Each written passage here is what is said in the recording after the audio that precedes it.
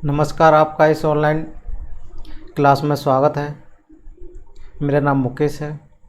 ये हमारी पर्यावरण पेडागोगी की क्लास है जिसमें मोस्ट इम्पोर्टेंट क्वेश्चनों को अपन आज सॉल्व करेंगे। इससे पहले अपनी 7-8 क्लासें हो चुकी हैं। हर क्लास में अपने 10 क्वेश्चन रहेंगे। 10 क्वेश्चनों को कर करके अपन इसमें बनाएंगे जिससे कि अपन को कोई दिक्कत ना हो और क्लास इतनी लंबी न जाए।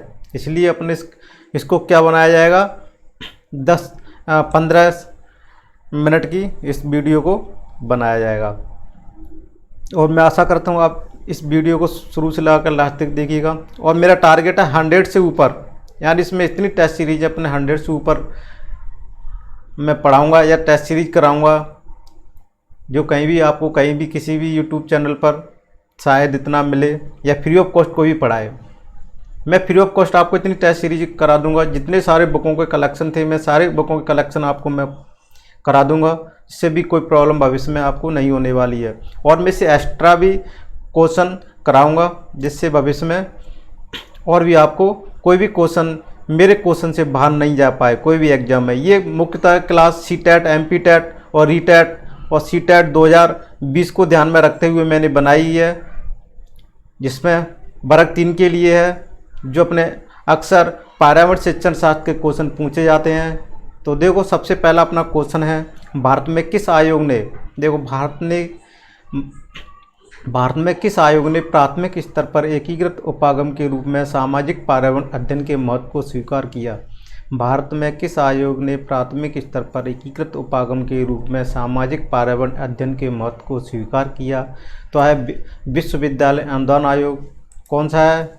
देखो, आ है अपना विश्वविद्यालय अनुदान आयोग, ब है राधा कृष्ण आयोग, स राष्ट्रीय शिक्षा आयोग, द यशपाल स्मृति। देखो, भारत में किस आयोग ने, यानी भारत में किस आयोग ने प्राथमिक स्तर पर एकीकृत उपागम के रूप में सामाजिक पर्यावरण अध्ययन के महत्व को स्वीकार किया है? तो अपना सही आंसर कौन सा होगा? तो देखो, तो अपना सही आंसर कौन सा है? राष्ट्रीय शिक्षा आयोग।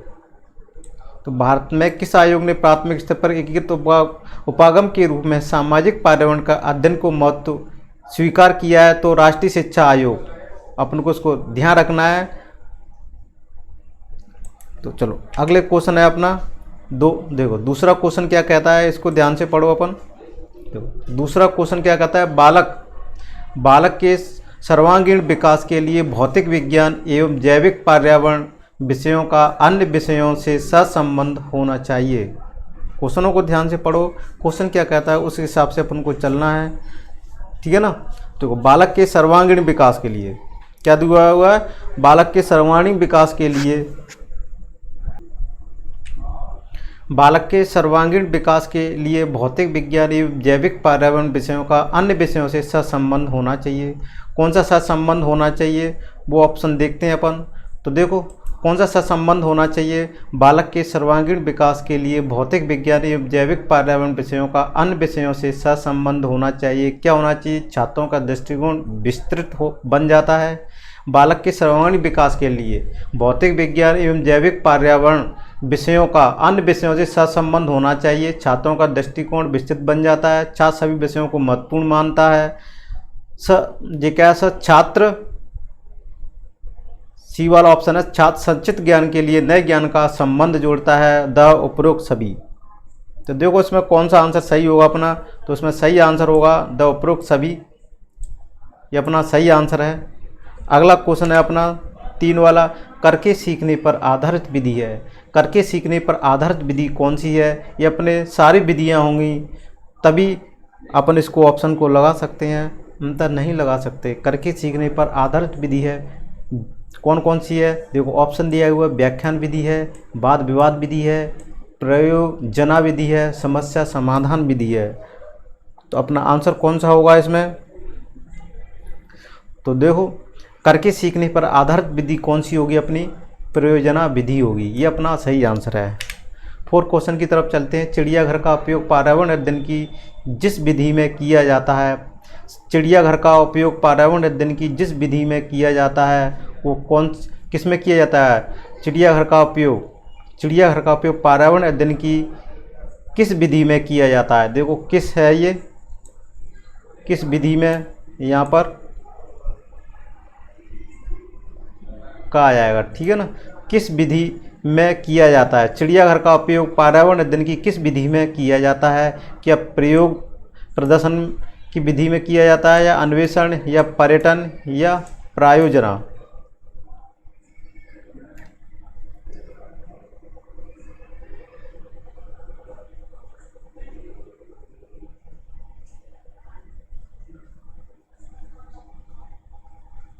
तो कौन सी इसमें सही अपना आंसर है?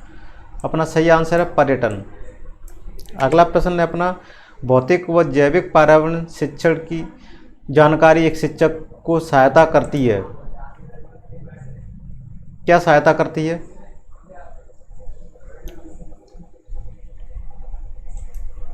देखो, भौतिक व जैविक पर्यावरण शिक्षण की जानकारी एक शिक्षक को सहायता करती है उत्कृष्ट उपकरण बनाने में, या वैज्ञानिक अनुसंधान करने में, या उपरोक्त शिक्षण विधि के चयन में, या उपरोक्त सभी।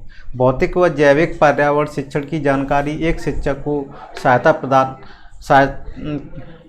करती है। भौतिक व जैविक पर्यावरण शिक्षण की जानकारी एक शिक्षक को सहायता करती है। क्या होता है? उत्कृष्ट उपकरण बनाने में। सही आंसर को, पहले क्वेश्चन को पढ़ो।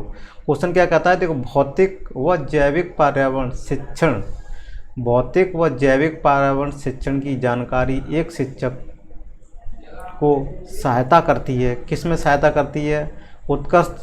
उत्कृष्ट उपकरण बनाने में, वैज्ञानिक अनुसंधान करने में, उपयुक्त शिक्षण विधि के चयन में, उपयुक्त सभी।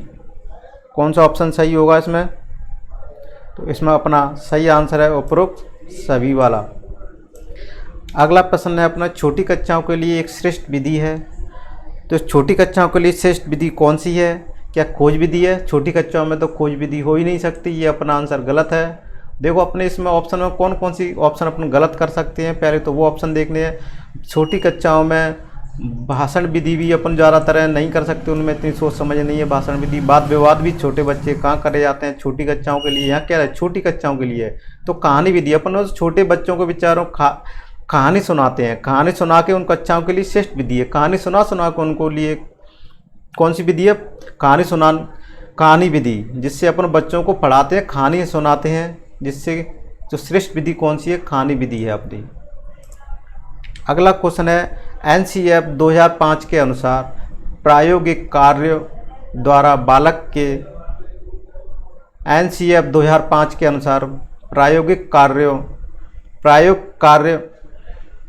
द्वारा बालक के स्कूल जीवन को बाहर से जोड़ा जाना चाहिए। क्या होना चाहिए? एनसीएफ 2005 के अनुसार प्रायोगिक कार्यों द्वारा बालकों के क्या जाना चाहिए? स्कूल जीवन को बाहर से जोड़ा जाना चाहिए, या सैद्धांतिक ज्ञान में कमी नहीं आनी चाहिए, या व्यवहारिक ज्ञान में वृद्धि की जानी चाहिए, या उक्त 1 और 3 दोनों। कौन सा इसमें अपना सही आंसर है? तो देखो, इसमें कौन सा आंसर अपना? उक्त 1 और 3। यानी देखो, 1 वाला, यानी ये 1 हो गया, 2 हो गया, और ये 3 हो गया। तो अपना इसमें कौन सा दी? एक, स्कूल जीवन को बाहर जीवन से जोड़ा जाना चाहिए। स्कूली जीवन को किससे जोड़ा जाना चाहिए? बाहरी जीवन से जोड़ना चाहिए। बालक के स्कूली जीवन को किससे जोड़ना चाहिए? बाहर से जोड़ा जाना चाहिए। बाहरी जीवन से जोड़ना चाहिए या बाहर से जोड़ा जाना चाहिए। 3, व्यवहारिक ज्ञान में वृद्धि की जानी चाहिए। तो अगला क्वेश्चन है अपना, शिक्षा के मानदंड को ऊंचा उठाने के लिए आवश्यक है। शिक्षा के क्या दिया है ऑप्शन इसमें? शिक्षा के मानदंड को ऊंचा उठाने के लिए आवश्यक है। क्या आवश्यक है? शिक्षा के मानदंड को ऊंचा उठाने के लिए आवश्यक है, अध्यापक का उच्च वेतन होना चाहिए, ये तो छात्रों का सतत मूल्यांकन होना चाहिए, पाठ्य पुस्तकों का सतत मूल्यांकन होना चाहिए, पाठ्यक्रम में सतत संशोधन होना चाहिए। तो कौन सा इसमें? तो देखो, अध्यापक का उच्च वेतन, तो इससे कोई मैटर नहीं है क्या उसका उच्च वेतन किया जाएगा तो उसके शिक्षा को मानदंड को ऊंचा उठाया जा सकता है, ये ऑप्शन तो नहीं हो सकता। तो देखो, इसमें छात्रों का सतत मूल्यांकन होना चाहिए, ये तो सही है, तो ये अपना ऑप्शन सही है। कौन सा होना चाहिए इसमें? छात्रों का सतत मूल्यांकन होना चाहिए। अब देखो क्वेश्चन नंबर 9 की तरफ चलो। भौतिक, देखो क्वेश्चन नंबर 9 क्या कह रहा है? भौतिक एवं जैविक पर्यावरण शिक्षण की अन्वेषण विधि का अर्थ है। क्या है अन्वेषण विधि का अर्थ है? भौतिक एवं जैविक पर्यावरण शिक्षण की अन्वेषण विधि का अर्थ है, क्या अर्थ है? देखो क्या अर्थ है वो देखना है अपन को। देखो, भौतिक एवं जैविक पर्यावरण शिक्षण की अन्वेषण विधि का अर्थ है वैज्ञानिक खोज एवं बालक सीखें, अध्यापक खोजें वो बालक को सिखाएं, बालक और अध्यापक दोनों ही खोजें, अध्यापक के मार्गदर्शन में बालक स्वयं खोजें। कौन सा ऑप्शन इसमें सही है? भौतिक एवं जैविक पर्यावरण शिक्षण की अन्वेषण विधि का अर्थ है वैज्ञानिक खोजें एवं बालक सीखें, अध्यापक खोजें व बालकों को सिखाएं, बालक और अध्यापक दोनों ही खोजें, अध्यापक के मार्गदर्शन में बालक स्वयं खोजें। तो ये अपना आंसर सही है, यानी अध्यापक के क्या होना चाहिए? मार्गदर्शन में बालक स्वयं खोजे। अगला प्रश्न है,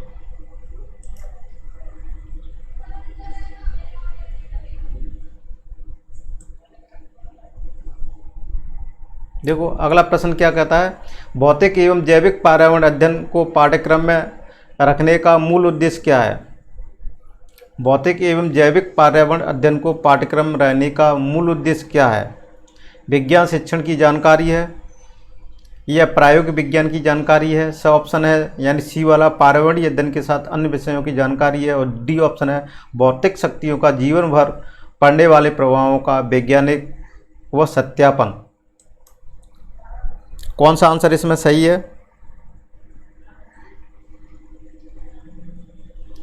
देखो, विज्ञान भौतिक एवं जैविक पर्यावरण अध्ययन